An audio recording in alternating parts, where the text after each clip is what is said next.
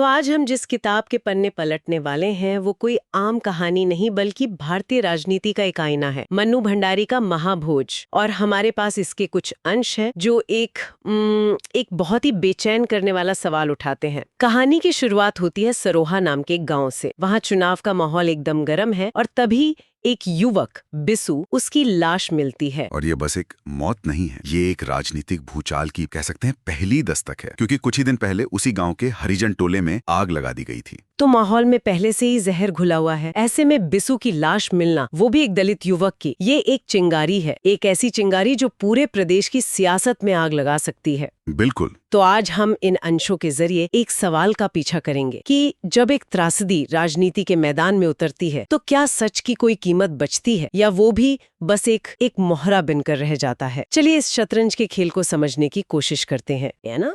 Sources बताते हैं कि उनका कमरा बिल्कुल सादा है, एक तख्त, मेज, कुर्सी, दीवारों पर कोई तस्वीर नहीं, बस गीता की एक चौपाई। वो खुद को एक गांधीवादी राजनीति की कीचड़ से बिल्कुल ऊपर उठा हुआ दिखाने की कोशिश करते हैं। ये छवि कितनी असली है? यही तो इस किरदार की सबसे दिलचस्प परत है। ये जो सादगी और शांति का मुखौटा है ना, उसके पीछे एक बेहद शातिर और कैलकुलेटिव दिमाग काम कर रहा है। जैसे उनका उम्मीदवार लखन सिंह घबराया हुआ खबर लेकर आता है, दास साहब बाहर से बिल्कुल शांत रहते हैं, कोई शिकन नहीं, कोई घबराहट नहीं, लेकिन अंदर ही अंदर वो अपनी चालें चल चुके होते हैं। बिना किसी को बताए डीआईजी को फोन घूम जाता है, मशाल अखबार के संपादक को बुला लिया जाता है। मतलब ये जो शांति है वो एक परफॉर्मेंस है, बिल्कुल, दुनिया को दिखाने के लिए कि वो हालात के काबू में हैं, जबकि असल में वो पर्दे के पीछे से हालात को अपने काबू में कर रहे हैं। बिल्कुल, और यही भंडारी जी की खूबी है, वो सिर्फ कहानी नहीं बताती, वो सत्ता के मनोविज्ञान को परत दर परत उधेड़ती हैं। दास साहब का किरदार सत्ता के उस चेहरे को दिखाता है जो संयम और सिद्धांतों की बात करता है, लेकिन अपने हर कदम को ठंडे दिमाग से तोलता है। उनकी असली ताकत उनकी छवि को बनाए रखने में है। तो दास साहब जहाँ शांति और रणनीति का मुखौटा पहने हैं, वहीं उनके विरोधी सुखुल बाबू वो इस मौके पर सीधे बल्ला घुमाने के मूड में हैं। वो दास साहब से एकदम उल्टे हैं। जमीन आसमान का फर्क है। जहाँ दास साहब गीता की बात करते हैं, सुकुल बाबू ज्योतिष और पूजा पाठ में विश्वास करते हैं। दास साहब की भाषा नपी तुली है, सुकुल बाबू अपनी निजी महफिलों में मतलब फुहाड़ा गवई भाषा का इस्तेमाल करने से नहीं हिचकते। वो राजनीति को आदर्शों का नहीं बल्कि मौकों का खेल मानते हैं। और बिसु की मौत उनके लिए थाली में परोस कर आया मौका है। हाँ बिल्कुल, और वो इस मौके को भुनाने में एक पल की भी देरी नहीं करते। तो उनकी रणनीति क्या है? सीधी सीधी उनकी रणनीति सीधी, आक्रामक और भड़काऊ है। वो तुरंत सरोहा गांव में सभा का ऐलान करते हैं। मकसद साफ है, लोगों के दुख और गुस्से को अपनी राजनीतिक फसल काटने के लिए इस्तेमाल करना। वो इस मौत को सीधे सीधे हरिजनों पर हुए हमले के तौर पर पेश करते हैं ताकि वो अपना खोया हुआ दलित वोट बैंक वापस हासिल कर सके। ये भावनाओं को भड़काने की क्लासिक राजनीति है। त्रासदी हुई है तो उसका राजनीतिकरण करो। तो एक तरफ है शांत रहकर कहानी को नियंत्रित करने की कोशिश और दूसरी तरफ है शोर मचाकर कहानी को अपनी तरफ मोड़ने की कोशिश। लेकिन ये खेल सिर्फ इन दो बड़े खिलाड़ियों के बीच का नहीं है। इस शतरंज की बिसात पर कुछ मोहरे भी हैं जो इस पूरी सियासत के बोझ तले पिस रहे हैं। और इसका सबसे बड़ा उदाहरण है दास साहब का उम्मीदवार लखन सिंह। वो बुरी तरह डरा हुआ है। उसे शक है कि बिसु की मौत के पीछे उसी के आदमी जोरावर का हाथ हो सकता है, और अगर ये बात बाहर आ गई तो उसका चुनाव जीतना नामुमकिन हो जाएगा। उसकी घबराहट और दास साहब का ठंडा दिमाग ये सत्ता के पदानुक्रम को दिखाता है। लखन सिंह एक छोटा कार्यकर्ता है जो भावनाओं में बह रहा है, जबकि दास साहब जानते हैं कि असली ताकत भावनाओं में बहने में नहीं बल्कि कहानी को नियंत्रित करने में है। और कहानी को नियंत्रित करने का सबसे बड़ा औजार होता है मीडिया।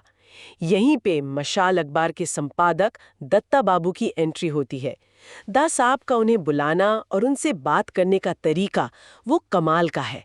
वो उन्हें धमकाते नहीं, आदेश नहीं देते, नहीं, वो बहुत ज्यादा महीन खेल खेलते हैं।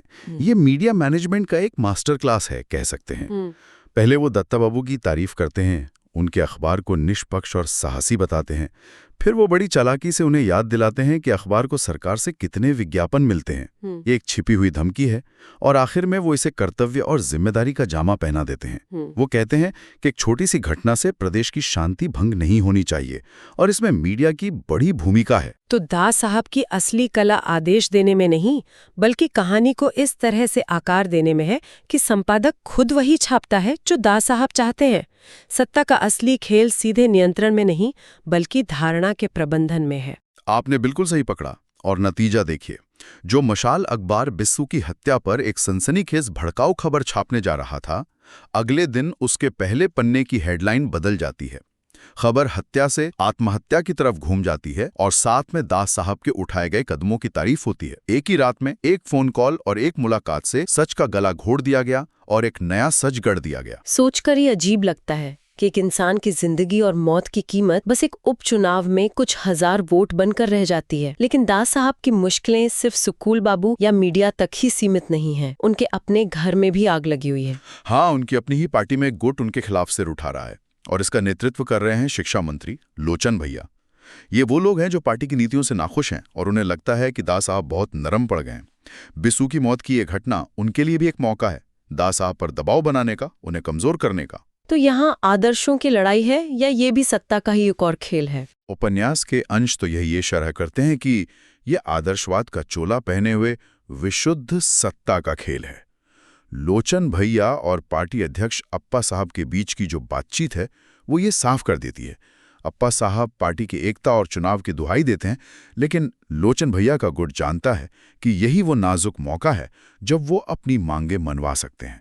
वो बिस्सू की मौत का इस्तेमाल अपनी राजनीतिक सौदेबाजी के लिए कर रहे हैं। उन्हें बिस्सू से कोई हमदर्दी नहीं है, उन्हें अपनी ताकत बढ़ानी है। तो दास साहब चारों तरफ से घिरे हुए हैं, बाहर विरोधी हमला कर रहे हैं, अंदर अपनी ही पार्टी के लोग चुनौती दे रहे हैं और एक मौत की वजह से पूरा चुनाव दांव पर लगा है। ऐसी स्थिति में वो अपनी सबसे बड़ी चाल चलते हैं। वो खुद सरोहा गांव जाने का फैसला करते हैं और वहां वो जो करते हैं वो शुद्ध राजनीतिक नाट्य कला है। एक ऐसा ड्रामा जो जनता की भावनाओं को सीधे सीधे संबोधित करता है। वो गांव पहुंचकर सीधे सभा के मंच पर नहीं जाते जैसा कि कोई भी नेता करता। वो कहाँ जाते? वो सबसे पहले बिस्सू के घर जाते हैं, उस टूटी फूटी झोंपड़ी में जहां मातम पसरा है। वो बिस्सू के बूढ़े लाचार पिता हीरा के पास जमीन पर बैठते हैं, उसे सांत्वना देते हैं, उसके कंधे पर हाथ रखते हैं और फिर वो एक ऐसा काम करते हैं जिसकी किसी ने कल्पना भी नहीं की थी। वो हीरा का हाथ पकड़कर उसे अपनी सरकारी गाड़ी में बिठाते हैं और अपने साथ सभा के मंच तक लेकर आते हैं। ये तो एक मास्टर स्ट्रोक है। इस एक कदम से उन्होंने गांव वालों के आधे गुस्से को तो वहीं खत्म कर दिया होगा। वो एक मुख्यमंत्री की तरह नहीं बल्कि एक हमदर्द, एक अभिभावक की तरह पेश आ रहे हैं। बिल्कुल, उन्होंने खुद को सत्ता का प्रतिनिधि दिखाने की बजाय पीड़ित परिवार के हिस्से के रूप में पेश किया। अब जब वो मंच पर बोलने के लिए खड़े होते हैं तो माहौल बदल चुका होता है। लोग उन्हें सुनने के लिए तैयार होते हैं। एक तरफ तो दानी साहब का ये कदम मास्टर स्ट्रोक लगता है, लेकिन दूसरी तरफ क्या वो बिस्सू के पिता के दुख का इस्तेमाल नहीं कर रहे? क्या ये सहानुभूति से ज्यादा भावनात्मक शोषण नहीं है? ये बहुत अहम सवाल है और उपन्यास हमें इसी दुविधा में छोड़ता है। राजनीतिक नजरिए से देखें तो ये एक शानदार चाल है, लेकिन मानवीय नजरिए से देखें तो ये बेहद क्रूर है। एक बूढ़ा आदमी जिसने अभी अभी अपना बेटा खोया है, उसे उसकी मर्जी जाने बिना एक राजनीतिक प्रतीक बना दिया जाता है। उसके दुख को एक ढाल की तरह इस्तेमाल किया जा रहा है। दास साहब की राजनीति की यही खासियत और यही क्रूरता है। और फिर आता है उनका भाषण। वो कैसे सुकुल बाबू के बनाए पूरे नैरेटिव को पलट देते हैं। वो बड़ी चतुराई से विपक्ष के सबसे बड़े हथियार को ही बेकार कर देते हैं। सुकुल बाबू ने इस मौत को हरिजन हत्याकांड का नाम दिया था। दास साहब अपने भाषण में हत्या का जिक्र ही नहीं करते हैं। वो कहानी को पूरी तरह से मोड़ देते हैं। वो गांव वालों को याद दिलाते हैं कि आज से 4 साल पहले जब सुकुल बाबू मुख्यमंत्री थे तब बिस्सू को नक्सली गतिविधियों के आरोप में जेल में डाला गया था। अच्छा, तो वो इस घटना को मौजूदा सरकार की नाकामी बताने के बजाय पिछली सरकार के अत्याचारों से जोड़ देते हैं। ठीक यही करते हैं। वो कहते हैं कि जेल में हुए अत्याचारों ने बिस्सू को अंदर से तोड़ दिया था। वो मानसिक तनाव में था और इसी तनाव के कारण उसने ये कदम उठाया। तो जो कहानी हत्या की थी उसे उन्होंने जेल में हुए शोषण से पैदा हुए तनाव के कारण हुई आत्महत्या की कहानी बना दिया। उन्होंने सुकुल बाबू को रक्षात्मक होने पर मजबूर कर दिया और फिर वो अपना ब्रह्मास्त्र चलाते हैं। हाँ, जब वो देखते हैं कि उन्होंने भावनात्मक जमीन तैयार कर ली है तब वो अपना आखिरी दांव खेलते हैं। वो गांव के लोगों का ध्यान दुख, गुस्सा और अतीत से हटाकर भविष्य और उम्मीद की ओर ले जाते हैं। वो एक घरेलू उद्योग योजना का ऐलान करते हैं। वादा करते हैं कि सरकार पैसा देगी, मशीनें देगी जिससे गांव के हर घर में काम होगा, तरक्की आएगी। मतलब मुद्दे को ही बदल दिया। मौत और न्याय के सवाल को विकास और आर्थिक लाभ के वादे के नीचे दबा दिया। और इस राजनीतिक नाटक का अंत और भी शानदार होता है। वो इस नई योजना का उद्घाटन किसी मंत्री अधिकारी से नहीं बल्कि बिस्सू के पिता हीरा के हाथों से करवाते हैं। सोचिए, जिस व्यक्ति के बेटे की मौत पर यह सारा बवंडर खड़ा हुआ, उसी को विकास के नए प्रतीक के तौर पे पेश कर दिया जाता है। इस एक चाल से वो पीड़ित परिवार को भी अपनी कहानी का हिस्सा बना लेते हैं। ये राजनीतिक शाहोमात का एक निखुट उदाहरण है। तो आखिर में हम क्या देखते हैं? हम देखते हैं कि बिस्सू की मौत एक लाश से ज्यादा एक राजनीतिक वस्तु बन गई। सुकुल बाबू के लिए वो दलित वोट बैंक का जरिया थी, दास साहब के बागी गुट के लिए वो सौदेबाजी का एक मौका थी, और दास साहब के लिए वो एक संकट थी जिसे उन्होंने अपनी चतुराई से एक अवसर में बदल दिया। इस पूरी प्रक्रिया में जो एक चीज गायब हो गई वो है खुद बिस्सू, और उसके साथ क्या हुआ इसका सच राजनीतिक कथा कहानी के नीचे कहीं बहुत गहरे दब गया। हर किसी ने सच के अपने अपने संस्करण घड़े जो उनके राजनीतिक हितों को साधते थे, और यही इस उपन्यास को आज भी इतना प्रासंगिक बनाता है।